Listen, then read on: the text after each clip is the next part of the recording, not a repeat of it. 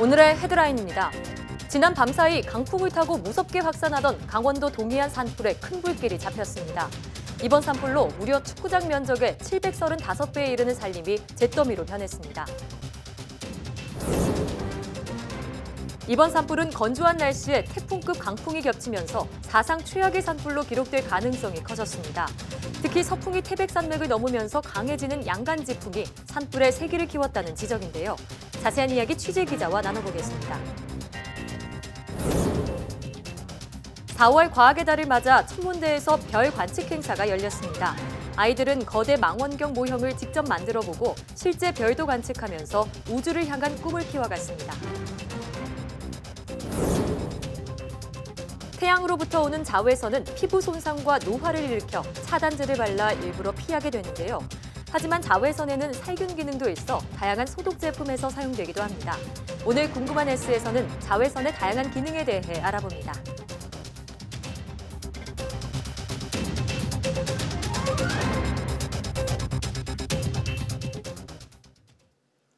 여러분 안녕하십니까? 사이언스 투데이입니다.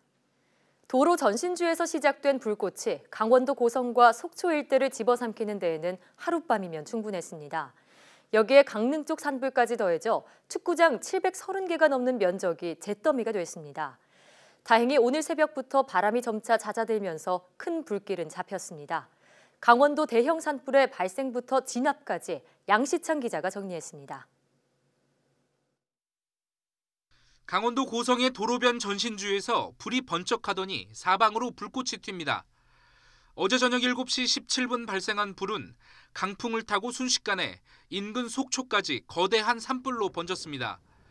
1시간 만에 5km 떨어진 곳까지 번질 정도로 확산 속도가 빨라 주민들은 옷차림도 갖추지 못하고 대피해야 했습니다.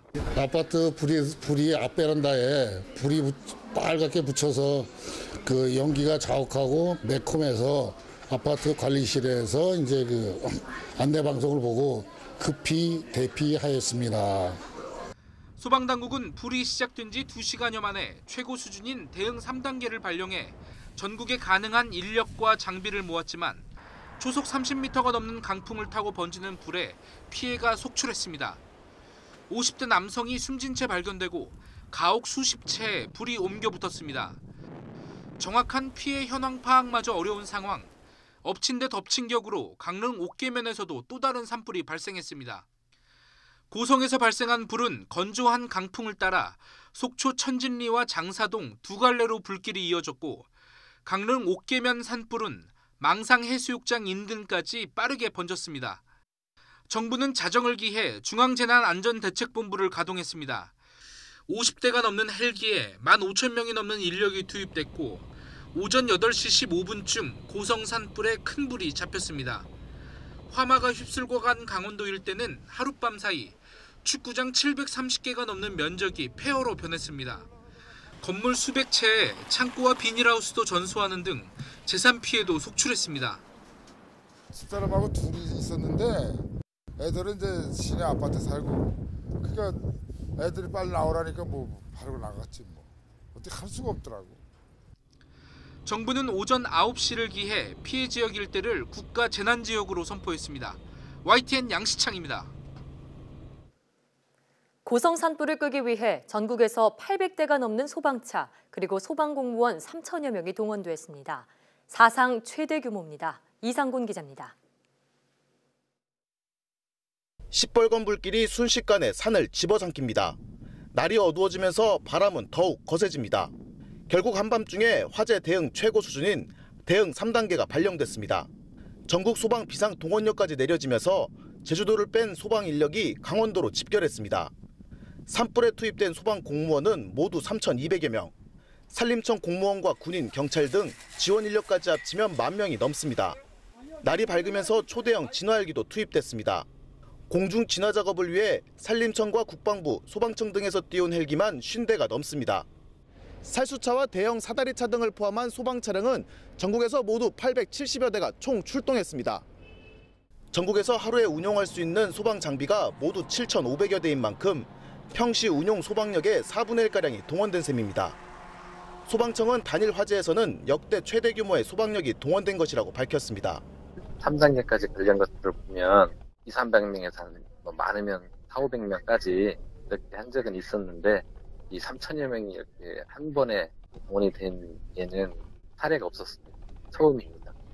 이 같은 소방력의 집중은 대형 재난이 생기면 지역과 상관없이 총력 대응하도록 지침을 고쳤기 때문에 가능했습니다. YTN 이상곤입니다. 문재인 대통령은 오늘 새벽에 이어 오전 11시에 또다시 국가위기관리센터를 방문해 긴급회의를 주재했습니다. 잔부를 완전히 정리할 때까지 경각심을 가져달라고 당부하고 국무총리와 행정안전부 장관에겐 특별 재난지역 지정 여부에 대한 검토를 서두르라고 지시했습니다. 문재인 대통령의 말을 직접 들어보시겠습니다. 잔불까지 완전히 정리될 때까지 경각심을 가지고 마지막까지 최선을 다해 주시기 바랍니다. 지자체와 군병력 등 동원 가능한 인력을 모두 투입하여 진화된 곳, 꺼진 불도 다시 확인해 주시기 바랍니다. 혹시라도 있을지 모를 상간 외딴 지역의 피해자 확인, 또 수색 작업도 소홀함이 없도록 해주시기 바랍니다.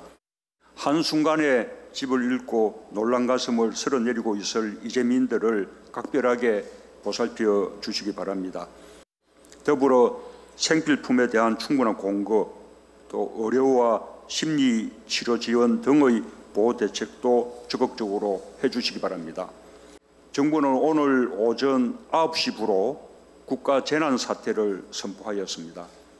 현장에 가신 총리와 행안부 장관께서 상황을 점검하셔서 특별 재난 지역 지정을 검토하는 것, 또 서둘러 주실 것을 당부드립니다.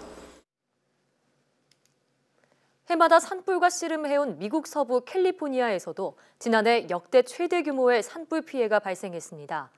고온 건조한 강풍을 타고 급속도로 번져 초기 진화를 어렵게 했는데 이번 고성 산불과 비슷한 양상을 보였다는 분석입니다. 조수현 기자가 보도합니다. 거센 불길이 사방으로 퍼지면서 주택가를 덮쳤습니다. 지난해 11월 뷰트 카운티에서 발생한 산불은 강풍을 타고 급속히 확산하며 주 산불 사상 최악의 피해를 남겼습니다. 서울 면적보다 큰 620제곱킬로미터의 산림이 잿더미로 변했고 18,000여 채의 건물이 소실됐습니다.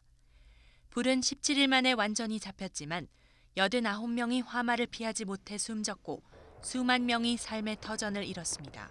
My house is gone, so I don't have anywhere to go. So I feel pain and I feel anger, and I just really wish that somebody were able to give us a place to go. 지난해 7월 말에는 캘리포니아 북부 일대 18곳에서 동시다발적으로 산불이 발생했습니다. 1000여 제곱킬로미터에 이르는 면적을 태우며 역대 최대 규모로 기록됐는데 거대한 불 회오리 현상까지 나타나 진화 작업을 더욱 더디게 했습니다. It's burning differently. It's burning more aggressive than it has in years past. And I know we say that every year, but it's unprecedented. 강원도와 미 서부는 동고서저의 지형에다 고온 건조한 바람이 산맥을 따라 아래로 분다는 공통점이 있습니다. 캘리포니아의 경우 이런 고온 건조한 기후 속에 산림이 우거져 있어 산불이 자주 발생합니다. 험한 산세 때문에 현장 접근이 어려운 데다 열풍을 타고 불길이 빠르게 번지는 양상을 띱니다. 여기에 지구온난화로 기온이 상승하면서 산불이 계속 기승을 부릴 것으로 예상돼 근본적인 대책을 찾아야 하는 숙제를 안고 있습니다. YTN 조수연입니다.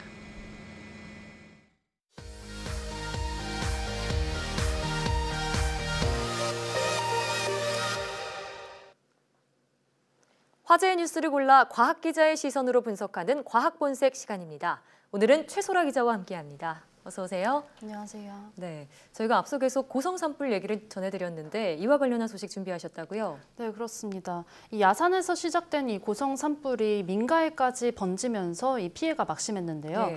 네, 화재 발생 11시간 만에 큰 불길은 잡았다고 하지만요. 이제 오늘 아침을 기준으로 1명이 숨졌고 또 산림 250헥타르가 타버리는 등 아주 피해가 막심하죠. 산불의 정확한 원인은 아직 조사 중이긴 한데요. 이번 산불 같은 봄 산불의 이 크게 번지는 원인, 자주 발생하는 원인을 오늘 짚어보도록 하겠습니다. 예, 자 저도 정말 간밤에 속보를 보면서 함께 마음을 졸였는데요. 자, 유독 봄 들어서 이렇게 산불 소식, 화재 소식이 많이 나고 있는 것 같습니다. 그 이유가 뭔가요? 네, 말씀하신 것처럼 최근 일주일 동안 거의 우리 전국에 발생한 산불 개수가 거의 70여 건인데요. 예. 산불이 가장 많이 발생하는 때가 4월이라고 합니다.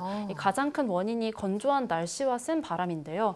먼저 겨울이 지나면서 3, 4월 달 날씨가 굉장히 건조해집니다. 예. 산이 바짝 메말라 있으면은 그 작은 불씨도 빠르게 번지고요. 불을 진화한 이후에도 잔불이 다시 발화하기도 합니다.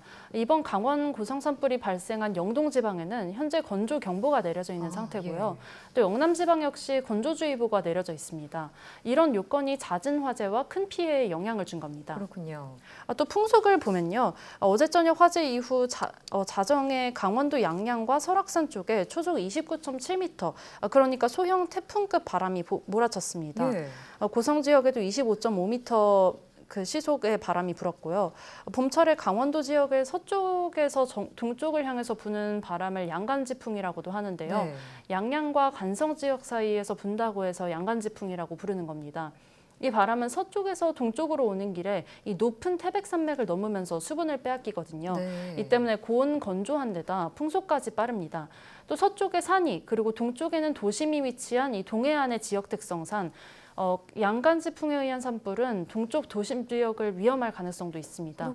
이 때문에 피해가 더 큰 건데요. 네. 역대 우리나라 대형 산불로 꼽히는 1966년도의 이 고성 산불이랑 또 2000년도의 동해안 산불 모두 이런 양간지풍으로 발생한 화재입니다.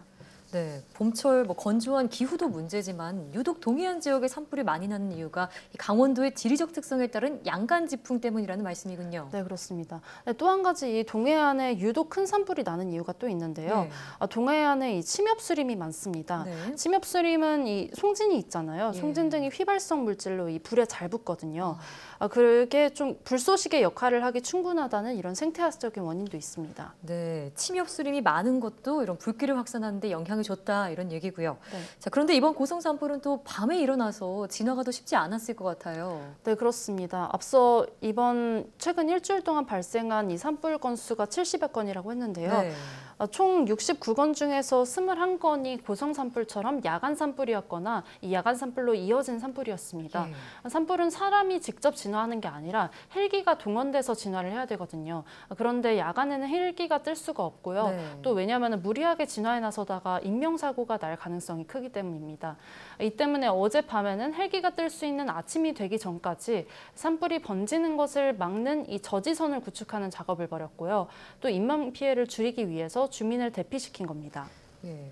인명피해 말씀을 하셨는데 4월이 유독 이렇게 산불이나 화재 사고가 많다고 하시니까 이 산불 대피 요령이 있다면 좀 알려주시면 좋을 것 같은데요. 네, 먼저 다들 아시겠지만 산불을 발견하면 즉시 신고를 해야겠고요. 예. 또 바람을 대피할 때는 바람을 등지고 대피하되 또 산불보다 높은 장소는 피해야 한다고 합니다. 또 어디로 대피해야 하냐면요. 불이 이미 지나가서 타버린 장소, 네. 네, 그리고 저지대나 숲을, 도로, 바위 뒤 등이 이제 대피할 마땅한 장소인데요. 만약에 대피할 장소가 도저히 없다 하면요. 산불보다 좀 낮은 지대로 옮겨가서요. 코와 입을 가린 채 엎드려 있는 것이 좋다고 합니다. 예. 대피 요령을 말씀해 주셨는데 가장 중요한 건 더 이상 추가 산불 발생이 없도록 모두가 만전을 기하는 일이겠죠. 네. 네, 자 그럼 두 번째 소식으로 넘어가 보겠습니다. 자 그제 밤이었죠. 마치 첩보 영화를 방불케 할 정도로 우리나라가 정말 급속도로 5G 세계 상용화에 들어갔습니다. 이 소식 전해주신다고요? 네, 그렇습니다. 5G 상용화, 그러니까 5G 스마트폰 판매하는 게 원래는 오늘이었는데요. 예. 3일로 앞당겨졌죠. 일반 고객은 예정대로 오늘부터 5G 휴대전화를 살 수 있는데요. 1호 가입자들한테만 지난 3일에 미리 휴대전화를 나눠준 겁니다. 네. 세계 최초 타이틀을 미국에 뺏기지 않기 위해서였는데요. 원래는 미국 통신업체 버라이즌이 오는 11일에 5G 상용화를 하겠다고 했었는데 갑자기 4일로 이 상용화 시기를 앞당긴 겁니다. 예. 이 첩보를 미리 입수한 우리나라가 버라이즌보다 2시간 먼저 5G 휴대전화 개통을 시작했습니다. 우리나라의 이런 민첩한 대응으로 세계 최초 타이틀을 예정대로 획득한 겁니다. 네. 네, 뭐 물론 일부 유명인에게 한정해서 개통을 하긴 했지만 그래도 이 세계 최초라는 타이틀을 거머쥔 게 다행이라는 생각이 들더라고요. 네, 그렇습니다. 아직 세계 최초 5G 상용한 나라가 한국이다 이런 거는 전 세계가 아직 인정한 건 아닌데요. 네. 세계 이동통신 사업자 연합회가 최종 결정을 내리게 됩니다. 예. 그런데 어제 오늘 일본 언론들이 세계 최초가 미국이라고 계속 보도를 하고 있고요. 우리나라는 5G 개통이 일부 연예인이나 뭐 유명인으로 한정됐다면서 좀 깎아내렸는데요. 예. 하지만 업계를 보면요, 우리나라가 최초라는 시각이 더 우세한 것으로 보입니다. 상용화가 시작된 이 우리나라의 삼성전자 단말기가 이 5G 국제 표준을 따르는 단말기인데요. 반면에 버라이즌이 4일부터 상용화하는 거는 이 5G 라우터를 4G 단말기에 장착한 것이기 때문입니다. 예. 자, 그래서 버라이즌은 좀 엄밀히 말해서 진정한 5G 단말기라고 볼 수 없다 이런 얘기가 나오고 있군요. 자, 어쨌든 한국이 5G 세계 시장에서 좀 인정을 받는 일이 남아 있는데 4G 때 우리나라가 와이브로라는 기술을 개발을 해놓고도 LTE의 세계 시장을 빼앗긴 바가 있습니다. 네. 5G에서는 그런 일이 나타나면 안 될 텐데요. 네, 그렇습니다. 물론 세계 최초 상용화라는 이 타이틀도 매우 중요하지만요. 네. 뭐 그에 따른 신장이 선점하는 효과도 있겠죠. 우리나라는 이 지난해 12월 달에 전 세계 최초로 5G 전파를 송출했고 또 이번에 전 세계 최초로 이 민간에게 상용화를 한 거잖아요. 그래도 말씀하신 것처럼 이 4세대 이동통신 때의 아픔을 기억해야 합니다. 당시 유럽 통신업체가 개발한 LTE와 우리나라가 개발한 와이브로가 이 4세대 이동통신 선점을 두고서 경쟁을 했었는데요. 이 와이브로는 국제 표준으로 인정된 세계 최초의 4G 통신 기술이었어요. LTE보다 5년 먼저 이 표준 인정을 받았지만요. 와이브로가 나왔을 당시에는 이 스마트폰이 없어서 일반 사용자들에게 무선 이어폰, 그러니까 노트북의 무선 인터넷 이 정도 용도로 사용됐습니다. 당시엔요. 네. 대부분은 기업용 서비스로 활용이 됐고요, 와이브로가요. 네, 지난해 와이브로는 시장에서 거의 퇴출 수준을 밟고 있죠. 그리고 지금은 대부분이 이제 4G에서 LTE를 사용하고 있습니다. 이걸 보면요, 세계 최초보다 이 중요한 게 5G 수요처를 만드는 것으로 보입니다. 예, 자, 중요한 것은 소비자가 현실적으로 사용할 수 있어야 한다 이런 말씀인데 자, 그만큼 5G의 킬러 콘텐츠가 중요하겠죠. 어떤 수요처를 찾을 수 있을까요? 가장 빨리 실현될 것으로 보이는 거는 가상현실과 증강현실, 뭐 VR, AR인데요. 이 분야에서 스포츠 중계나 아니면 게임을 더 실감나게 할 수 있는 것, 뭐 이런 것에 대용량 데이터가 필요하기 때문에요. 5G를 가장 많이 요구할 것으로 보이고요. 나아가서는 이 자동차와 결합하면은 자율주행 기술을 한층 더 높일 수 있다 이런 전망이 나옵니다. 지연이 없이 실시간 통신이 가능하기 때문에 이 자율주행차의 사고 가능성을 줄일 수 있을 것으로 보이는데요. 또한 이 5G가 의료 분야와 결합하면은 원격 진료나 원격 수술이 더 용이해집니다. 멀리 떨어진 그 지역에서 의사가 ICT 기기나 아니면 고화질 영상을 통해서 환자 상태를 자세하게 파악하고 진료할 수 있기 때문인데요. 이렇듯 5G는 단순히 빠른 게 장점이 아니고요. 대용량의 데이터를 끊김없이 송출하면서 통신업계 모습을 완전히 바꿀 것으로 기대가 됩니다. 하지만 원격 의료나 자율주행 등 이 신산업들이 우리나라의 경우에는 그 대부분 규제 때문에 당분간은 좀 어려울 수도 있는데요. 현재는 원격 진료를 가능하게 하는 법안이 좀 발의가 됐는데 아직까지도 국회 문턱을 넘지 못하고 있습니다. 이렇다 보니까 국내 ICT 기업들도 관련 사업에 좀 적극적으로 투자하거나 또 뛰어들지를 못하고 있는 건데요. 규제 샌드박스 제도가 이제 활용되고 있으니까 그 부분을 잘 활용해서 기술을 개발하고 또 세계 시장에서 뒤처지지 않을 수 있다고 봅니다.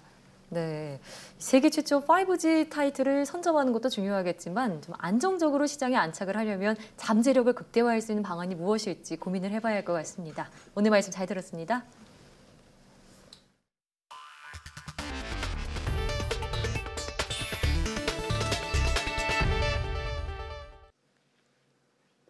어린 시절 별이 쏟아져 내릴 듯한 밤하늘을 보며 한 번쯤 우주에 대한 호기심을 가져보신 적이 있으실 텐데요. 4월 과학의 달을 맞아 어린이들이 직접 별을 관측하고 우주에 대한 꿈을 키우는 시간이 마련되었습니다.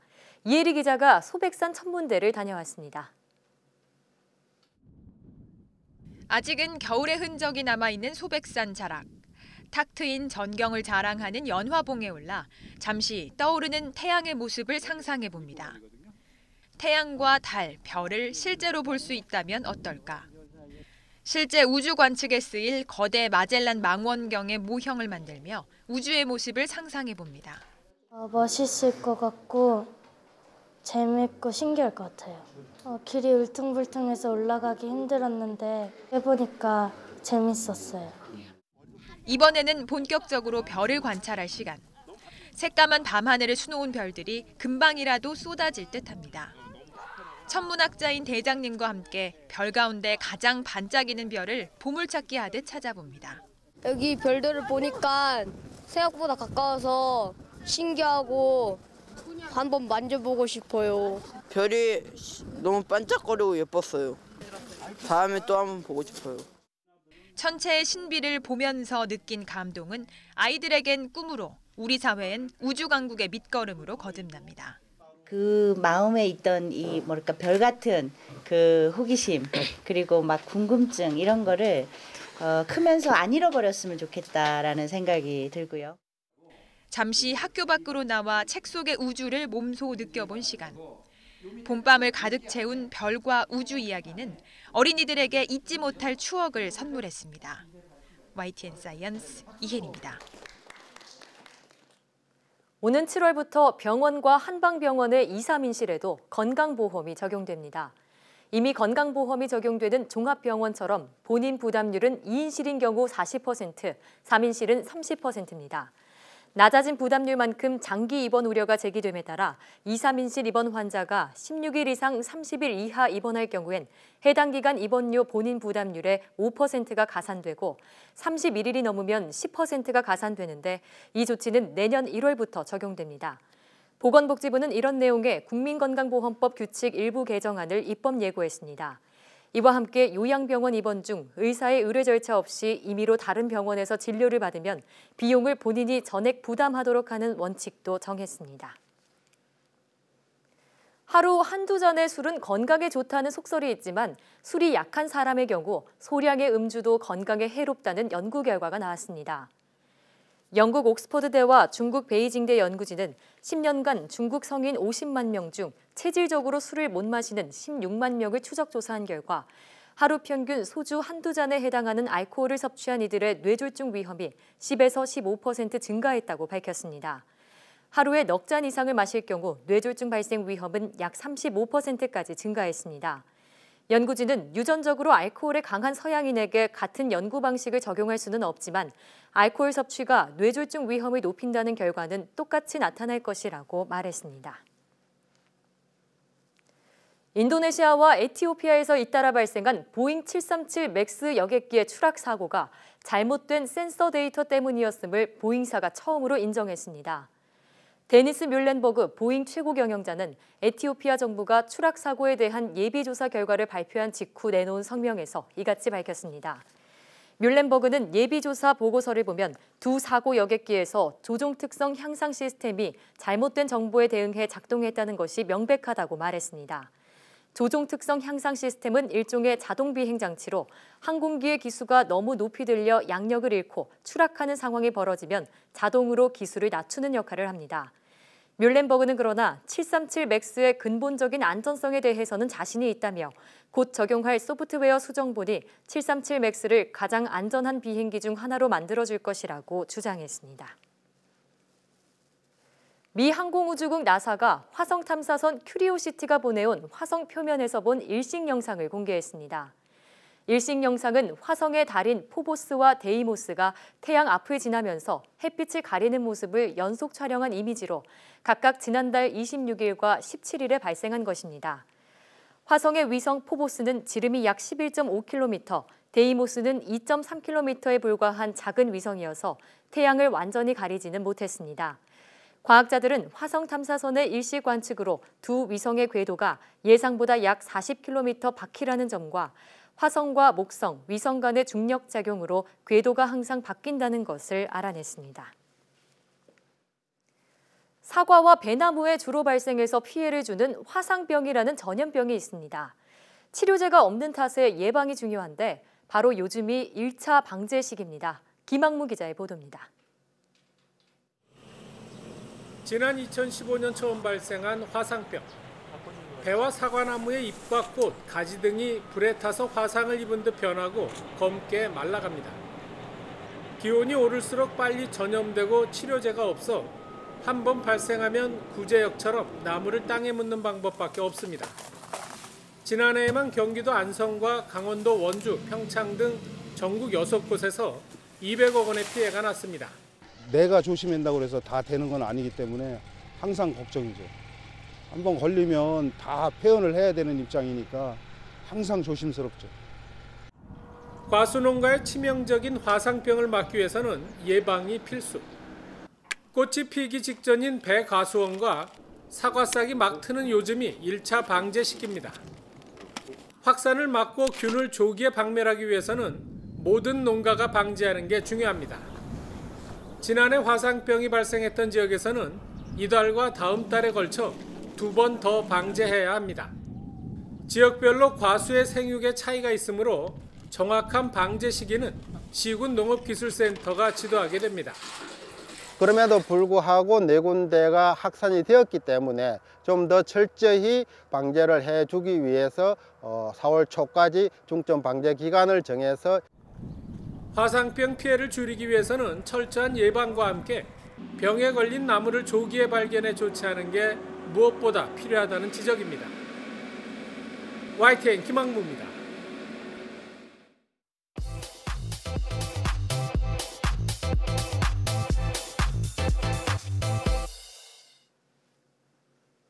과학에 대한 모든 궁금증을 풀어주는 궁금한 S 시간입니다. 자외선은 피부 손상이나 노화의 원인이기 때문에 일부러 피하거나 차단제를 바르는 분들이 많죠. 하지만 자외선은 살균 효과가 있어 세균을 없애주는 등 우리 생활에 도움을 주기도 합니다. 이처럼 두 얼굴을 가진 자외선의 정체는 무엇일지 지금 바로 화면으로 만나보시죠. 안녕하세요. 과학의 모든 궁금증을 해결하는 궁금한 S의 이호종입니다. 궁금한 S와 함께할 오늘의 이야기 만나볼게요. 아이를 키우는 엄마라면 가장 신경을 쓰는 요인 중 하나, 바로 위생입니다. 젖병이나 칫솔, 장난감 같은 것들은 아이의 입으로 바로 들어가기 때문에 꼼꼼한 살균이 필요하죠. 보통 이런 살균기들은 자외선이라는 도구를 이용해 살균 소독을 한다고 하는데, 대체 어떻게 눈에 보이지도 않는 자외선이 세균 등을 파괴하는 능력을 가지고 있는 걸까요? 그래서 오늘은 바로 이 자외선에 대한 궁금증에 대해서 함께 알아보도록 하겠습니다. 영어로 울트라바이올렛이라고 부르는 이 자외선은 단어에서 유추할 수 있듯이 바이올렛을 뛰어넘는 영역의 전자기파를 의미합니다. 여기서 바이올렛은 청자색의 400나노미터 근방의 가시광선을 말하는데요. 이 400나노미터에서 대략 10나노미터까지인 이 영역을 우리는 자외선이라고 부릅니다. 때는 1800년, 천문학자 윌리엄 허셜은 우연히 태양의 흑점을 관찰하는 과정에서 눈에 보이지 않는 전자기파인 적외선을 발견하게 됩니다. 이러한 발견의 모티브를 얻어 1년 뒤인 독일의 물리학자 요한 빌헬름 리터가 적외선의 반대편인 청자색보다 짧은 스펙트럼을 찾기 시작했습니다. 결국 빛에 반응하는 염화은을 바른 종이를 사용해 청자색 바깥쪽에 눈에 보이지 않는 자외선이 있다는 것을 발견하게 되었죠. 자외선도 적외선과 마찬가지로 눈으로 보이지 않는 전자기파입니다.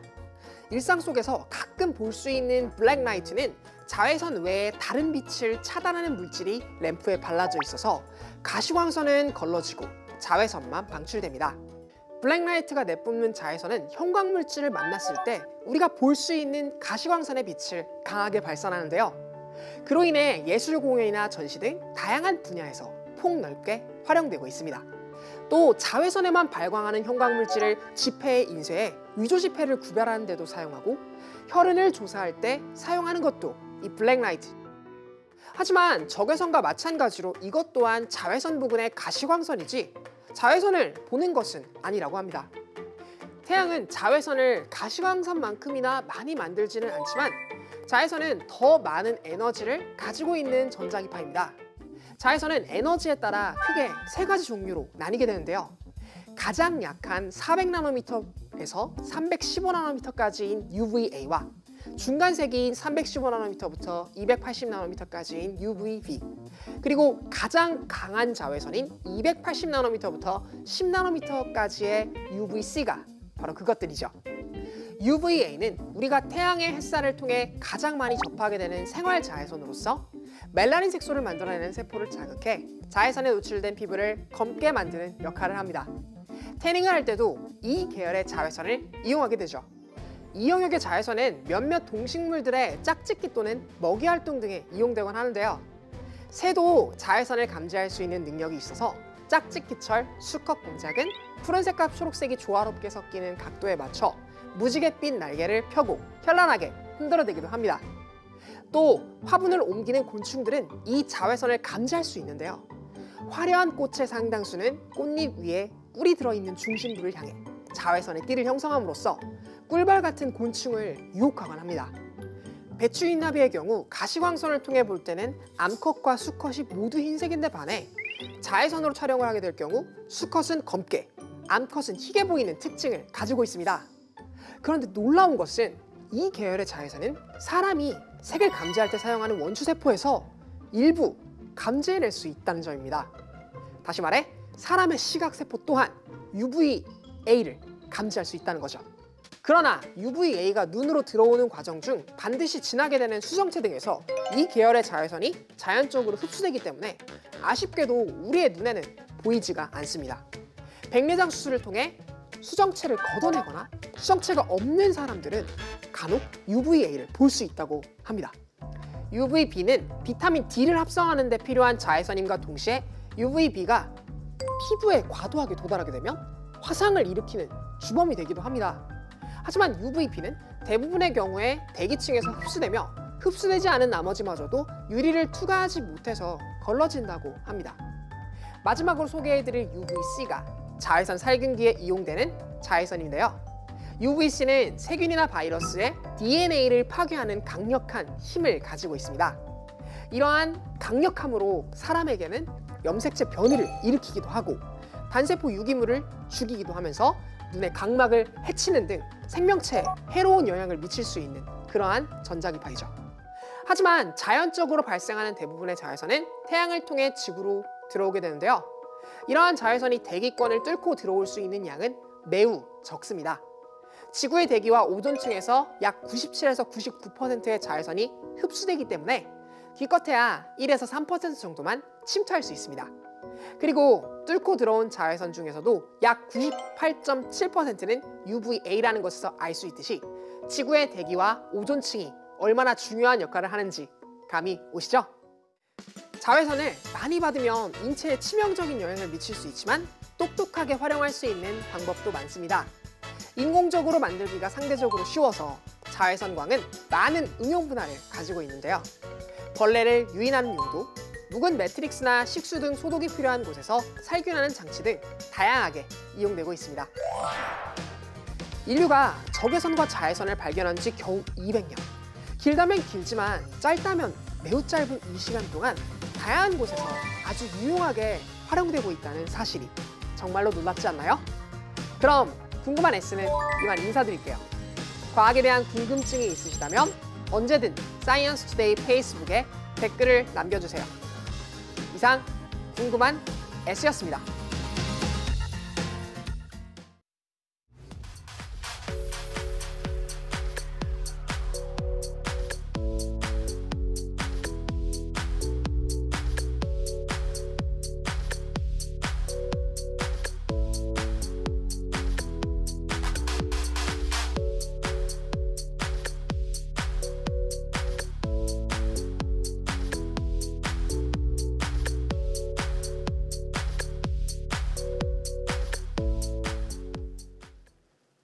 초목이 싹트는 봄철 식목일이 무색하게 대형 산불이 전국 곳곳에서 일어났습니다. 산불의 원인인 건조한 날씨가 계속되고 있어 긴장을 늦출 수 없는데요. 산행을 갈 때 흡연이나 불씨를 취급하는 행위는 금지하고 산림 근처에서 농작물을 태우거나 담배꽁초를 버리지 않아야 합니다. 또 산불 발견 즉시 119에 신고하는 자세도 중요한데요. 한순간의 방심으로 파괴된 자연을 회복하는 데는 수십 년이 걸리는 만큼 시민들의 적극적인 협조와 노력이 필요합니다. 사이언스 투데이 오늘 저희가 준비한 소식은 여기까지입니다. 함께해 주신 여러분 고맙습니다.